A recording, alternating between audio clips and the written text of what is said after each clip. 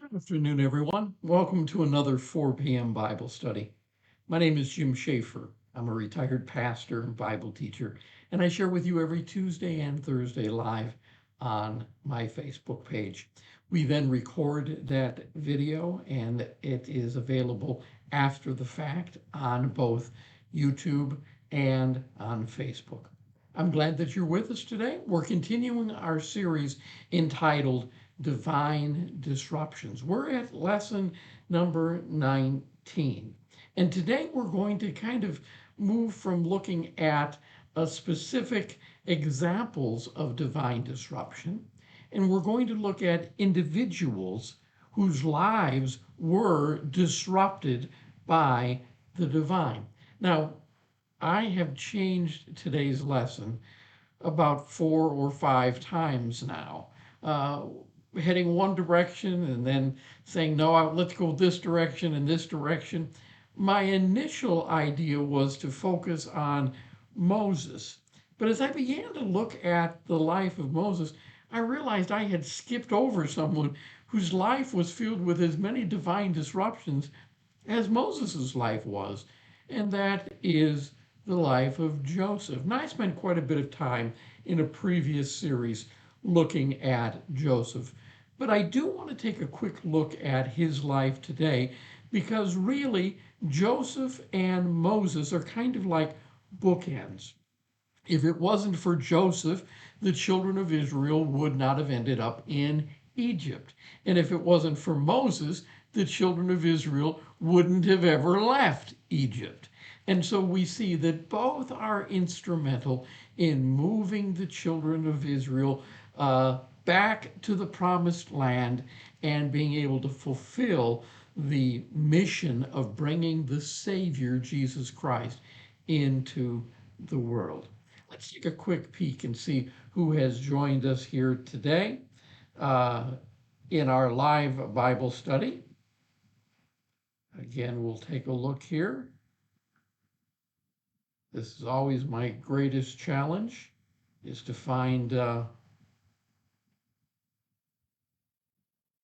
not want to do it, does it? Doesn't want to do it. Let's try one more time.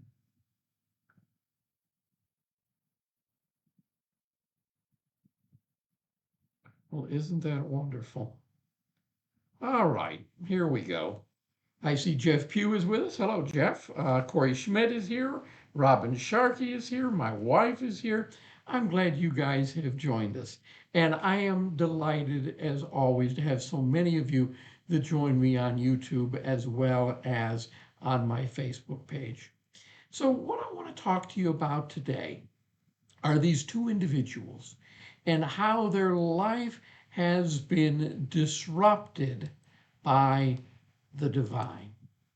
We should be able to understand this in at least some respect because our lives have been disrupted by the divine as well. I mean, that is in essence what salvation is. The divine comes and enters into our life, and our life is changed. But these two individuals in particular are people who have experienced some really radical things in their life. So let's take a quick look, first of all, at Joseph's life. I love to describe Joseph's life as having three basic phases. All of them start with the letter P. There's the pit, there's the prison, and there's the palace. Now, if you will remember, early on, Joseph is one of a total of 12 brothers, and they are all the children of Jacob, who, of course, became Israel. So we have the children of Israel. And he had a number of dreams in which the sun, the moon, and the stars were bowing down to him. And his brothers felt very insulted by that, figuring that he was the one that everything was being bowed down to, and they weren't too happy with him. We know that his father gave him a coat of many colors, and you can see that in the picture there. And one day he took some food to his brothers who were watching the father's sheep. They jumped him and they threw him into a pit. That's the first destination in poor young Joseph's life. He finds himself in a pit with no means of escape. By the way, you and I have experienced that pit in our own life. You see, apart from Jesus Christ, we were in a pit of sin. We could not clamber out. We could not get ourselves free. We were doomed, just as Joseph was in that pit. Well, his situation goes from bad to worse because his brothers decide, instead of killing him, to sell him into slavery. And so he goes from the pit to the auction block. And on the auction block there, he is sold to Potiphar's household. And there he rises through the rank as a slave until he gets to a position of power. And it looks like things have changed for young Joseph. But then Potiphar's wife attempts to seduce him. When Joseph refuses her advances, she becomes enraged and she accuses Joseph as having his way with her. Potiphar has him tossed into prison. And so we find Joseph's life in the second P there, from the pit to the prison. There, once again, he's faithful to his God, and he rises at least as far as you can within the prison population to where he becomes one of the individuals that the prison guards rely upon. It is there that he meets two other prisoners, the Pharaoh's cupbearer and the Pharaoh's baker. They both have dreams that they're disturbed by, and Joseph interprets the dream. He tells the cupbearer that in 3 days he's going to be restored to the Pharaoh's household, and he tells the baker that unfortunately in 3 days he's going to be put to death. Both events come to pass. Joseph had asked the cupbearer to mention his name to the Pharaoh, that he is being unfairly treated, that he does not deserve to be in prison. But the cupbearer forgets about Joseph, and so he remains in prison. However, for some odd reason, the Pharaoh has a dream. And as he's sharing his dream and is troubled by it, the wise men are not able to explain what the dream means, and the cupbearer remembers Joseph. And so the Pharaoh calls for Joseph, and Joseph interprets the dream. Joseph makes plans. There is concern for the welfare of the entire land of Egypt. But Joseph is taken and given second in command in all of Egypt, and he rises to power. So he goes from the pit to the prison to the palace. And it is there that his brothers, not knowing he's arrived at that position, they come seeking food. And through a series of events, eventually the entire family is joined together in Egypt, and all is forgiven. In fact, there's a line there in that story. Joseph says, "What you meant for evil, God meant for good."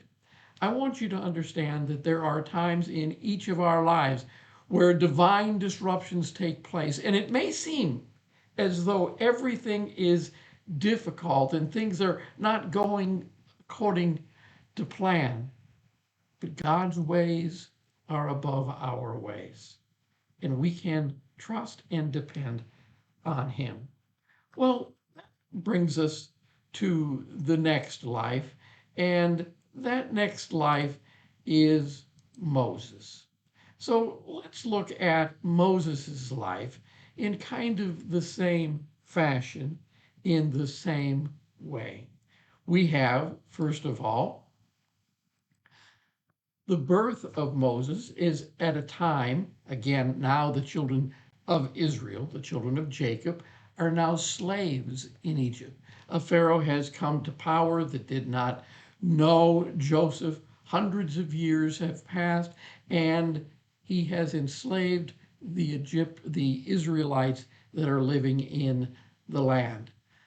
He sends out a decree that all of the male children are to be killed.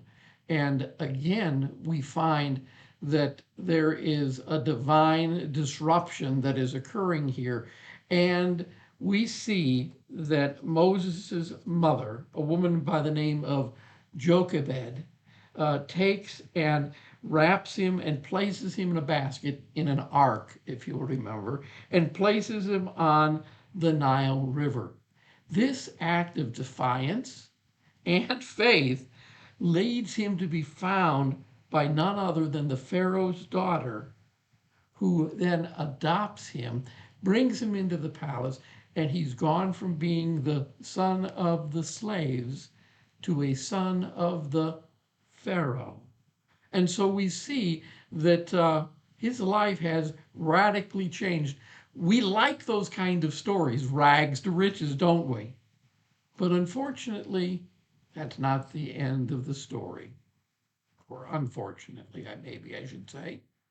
But what takes place is he's raised with the finest education. He has all the privileges that the son of the Pharaoh could possibly have. But he knows that his people really are the Israelites, the slaves in Egypt. And one day he sees an Egyptian guard abusing an Israelite slave. And he becomes angry and he kills the Egyptian guard. Well, right away, the Pharaoh finds out, and it appears as though his life of luxury is over. And he has to flee. And when he flees to the area of Midian.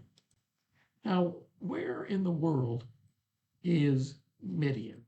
Well, I provided you with this picture for you to see that Midian is there near the arrow that is on your screen. And the area of Midian, by the way, the Midians were enemies of Israel later on in history. And these were people that were to some degree cursed. And we find that Midian represents strife and judgment and covering. It is during this time that the life of Moses is going to be transformed. Now, he's already gone through quite a few transformations. He's gone from being a slave to being a member of the Pharaoh's household. He's gone from being that back to not only a slave again, but a wanted man, and he flees and he takes up residence in the land of Midian. Now, from there, he has another divine disruption in his life. Let's go back to our chart there. He has spent 40 years in the land of Midian. And while he is there, he has the experience of the burning bush. Now, we're going to look at that in just a few moments. From there, God sends him back to Egypt, and he has to confront the Pharaoh, and he has to demand that the Pharaoh let his people go. When the Pharaoh refuses, he brings about 10 plagues upon the land of Egypt. Each of these is a divine disruption. We're going to look at them in detail in our next lesson. But suffice to say, these 10 plagues change Pharaoh's mind, and he finally acquiesces and allows Moses and the children of Israel to leave. Shortly after they've left, he changes his mind. He pursues them with his army, and they come to the Red Sea. And you know the story.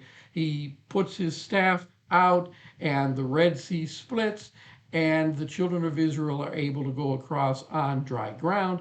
When the Pharaoh attempts to pursue them with his chariots, the water falls in upon them, and they are destroyed. So what we see is this idea of divine disruption. And I want you to understand that God at times disrupts our lives as well.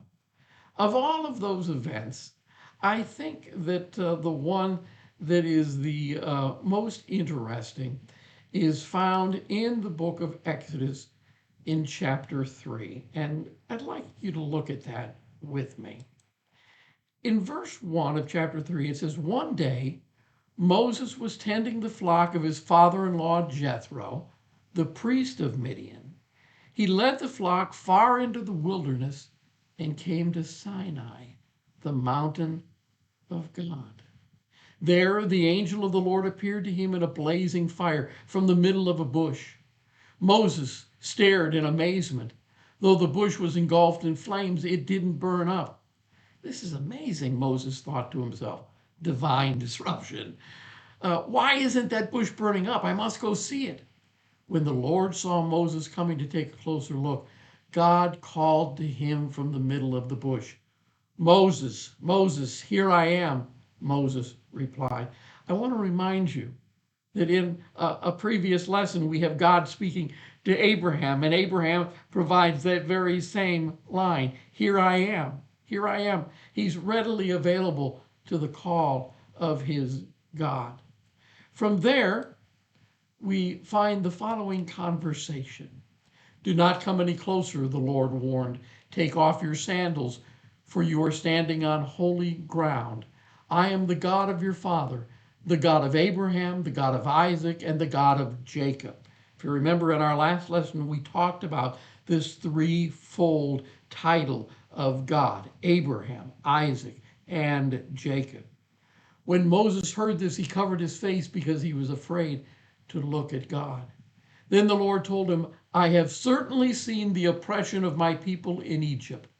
I have heard their cries of distress because of their harsh slave drivers.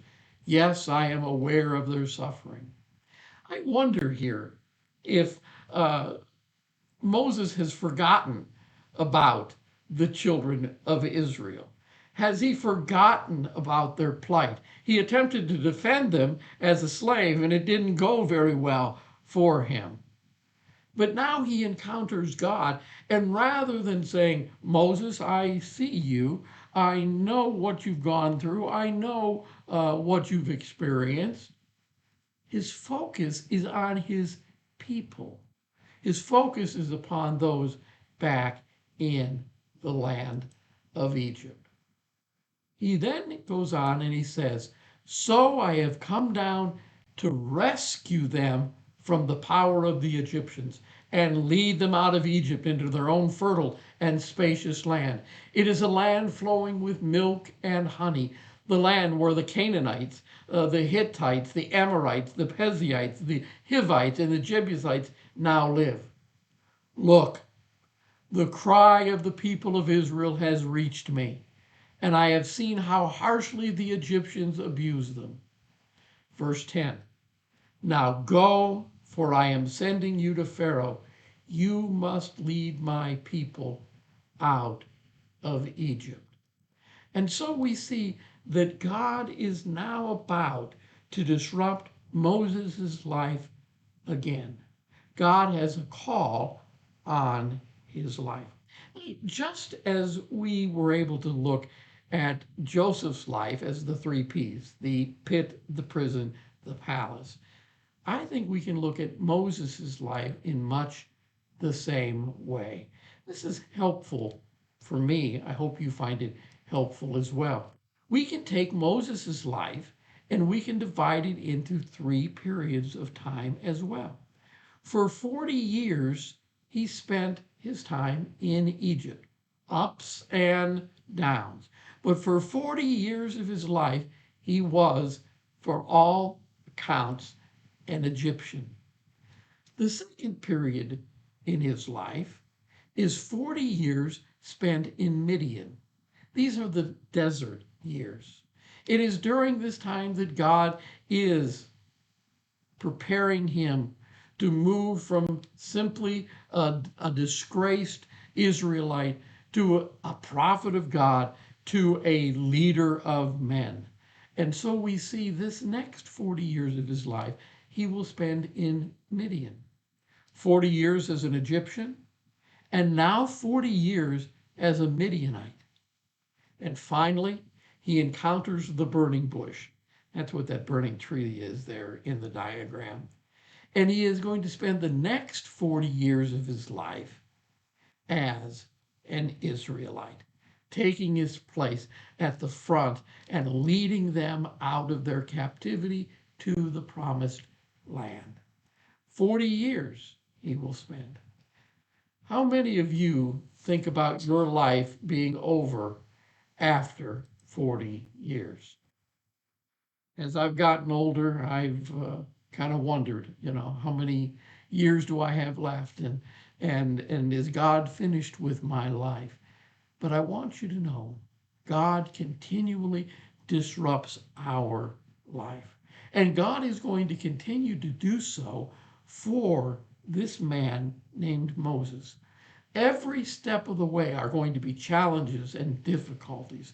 He is going to be challenged by the Israelites. He's going to be challenged by other armies. He's going to be challenged by the elements. There are going to be disruptions in his life, but through it all, God is with him. I think the lesson for us is very clear. Moses' life is marked by these divine disruptions. His life illustrates to us this journey of faith that you and I are on. And it reminds us that sometimes the unexpected that occurs in our life are simply divine disruptions to remind us that our God is with us and we can trust him. Well, I hope you have found this to be an interesting lesson. We're going to look at our next lesson on Thursday at the divine disruptions of the 10 plagues. It takes on the Pharaoh and his armies, but it also takes on all of the gods of Egypt. Each one of the plagues is an attack on one of the Egyptian gods. We'll look at that in depth in our next lesson. I want to thank you so much for being here today. Again, please make whatever comments that you might have. I'll respond to you here for the next little bit. I do want to encourage you again to go to the YouTube page and to take a look at the videos that we have there. I do appreciate each and every one of you, and thank you so much for your time. I look forward to seeing you all again on Thursday. God bless you.